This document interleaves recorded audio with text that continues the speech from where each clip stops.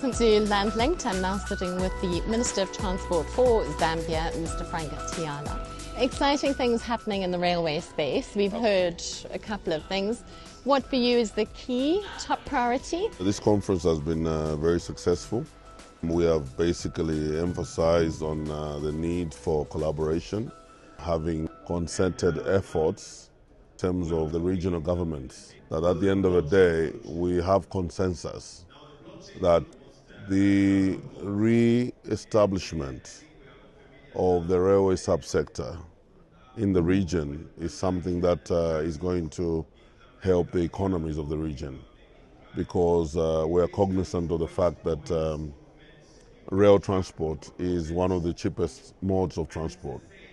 And I think in terms of trade, if you take care of the cost element in terms of transport, you will have achieved a lot in terms of bringing down the cost of doing business and also elevating the standard of living of the people, because that will be like taking care of about 40% of the cost build-up insofar as commodities on the shelves are concerned, because that's what we pay if we are going to rely on road transport.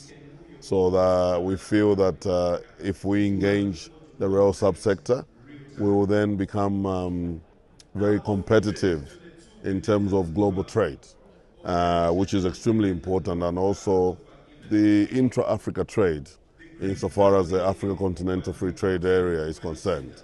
So I did invite a number of ministers of transport from the region, from the DRC, from Tanzania, Botswana, Zimbabwe, Mozambique, of course Angola. It's unfortunate that the Minister of Transport from South Africa, who was invited, did not attend. We feel it's very important as a host country in this land-linked conference, discussing this regional collaboration because of the role that we play in facilitating trade within the region. We feel we really need to speak with one voice and have a common agenda insofar as how we must synergize. So I'm very delighted that even just before coming for this interview, it appears there's already a transaction in the offing where Nacala Logistics are interested to work with the Zambian government to operationalize the Mchinji to Chipata. That's at 24 kilometers, hey? Exactly. Which will be a game changer in itself. A game changer. And they've given me ideas of how they feel this could help the country, because they're already moving on the Nacala Corridor petroleum products all the way into Malawi, and they would like, and they're proposing to extend that into Zambia. Now, coupled with what we're doing with the European Union, where we envisage to establish a dry port, which could then have fuel storage facilities, we feel for a land-linked country such as Zambia, this will help us a great deal.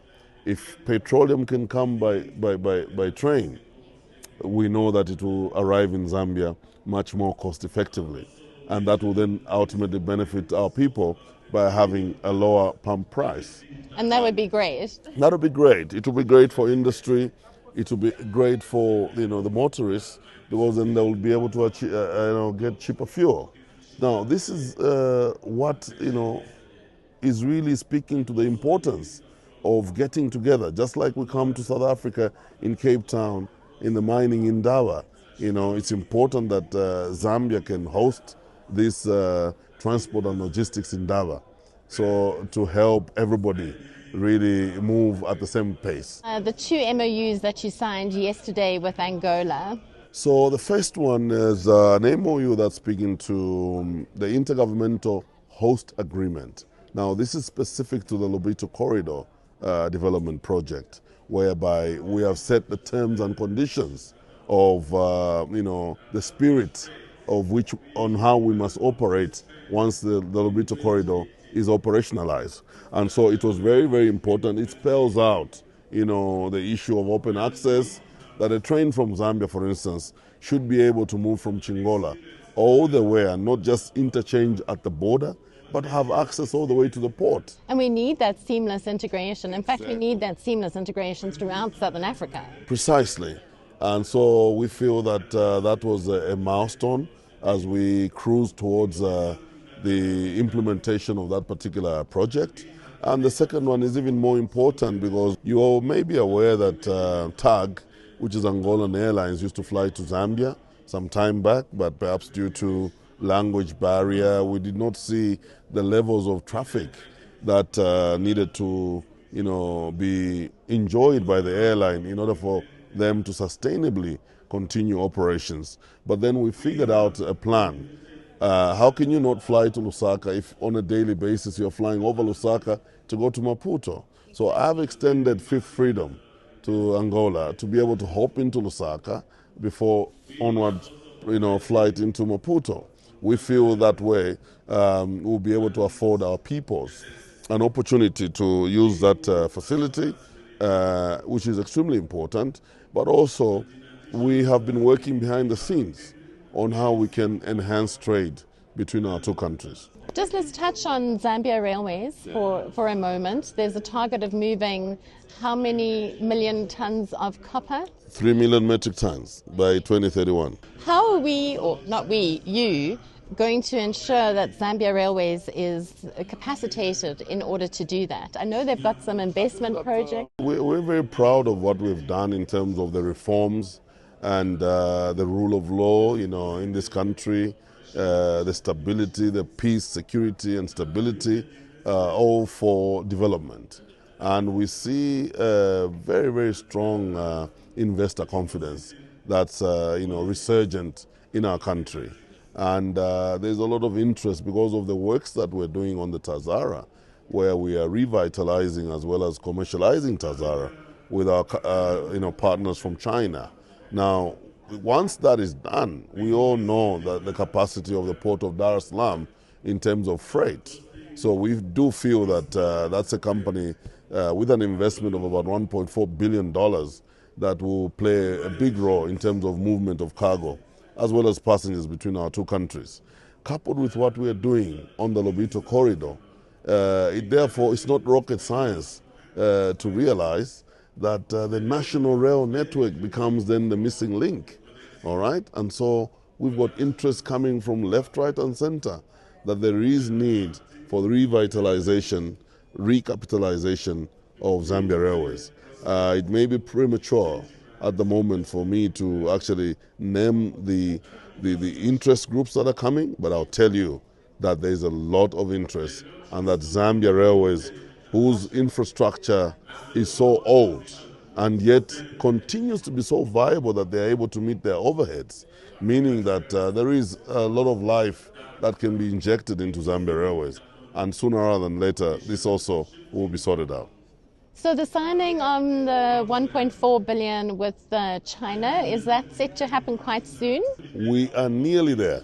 We've had close to about 11 rounds of negotiations, and we're probably only down to one item that's yet to be, harmonized, and these are issues surrounding taxes.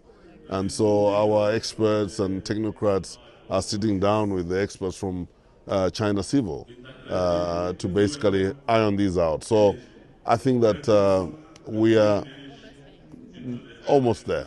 It's almost a done deal. It will make such a difference in terms of that connectivity. Absolutely. Is there any closing words that you would like to give my audience at Railways Africa? Just to thank everybody that really did heed our call to come and support us in this conference. This conference was going to be successful without their participation. We are most humbled by this collaboration, and this is the spirit with which Africa as a whole, but this region, SADC, ought to approach things. I think that even before we can attain the Africa Continental Free Trade Area, Africa can be grouped into these zones. We've got the SADC and we've got East Africa. So if SADC, is organized and the other blocks are organized, it will be easy then for all the blocks to come together and achieve that Africa Continental Free Trade Area. So I think that our region is on the right track. in terms of this collaboration. It must continue. We will come definitely next year, 2026, to the mining endeavor. We hope that even those that did not make it this year can actually come back next year to support a land-linked Zambia as we look for solutions in the transport and logistics, making sure that we spend as government money in the right places. It's easy to focus on things that actually do not enhance trade, but this is bringing trade and commerce into the fold that we sort this and help improve our economies. Well, I must say, as a Ministry of Transport, that it's fantastic to see you getting involved in the mining sector, because without, we can dig it out the ground, but without the Ministry of Mining coordinating with the Ministry of Transport, we will never get the cost of logistics down. You can see how mining as a sector really works in tandem with transport and logistics. That even as we're planning on developing the Lobito Corridor, in order to make it commercially viable, economically viable, and bridging that financial gap, the concessionaire in Africa Finance Corporation has had to deal with companies like Cobalt, who are like the off-takers. And they're saying, yes, count on us. Once we're in production, 300,000 of our production is going to be committed to your rail. And that is how you finance your rail infrastructure. It's no longer an issue for the government to be able to begin to get into debt. No, you employ the private sector, you tap into the private sector, you tap into all the resources that you're able to, and that you develop an economic corridor. Not just focus on the infrastructure, but the attendant industries that must develop, to not only take care of the jobs for the young people, but also, generally, improve agriculture, bring about, warehousing, cold storage, and all those. It's all about the value chain. Exactly, yeah.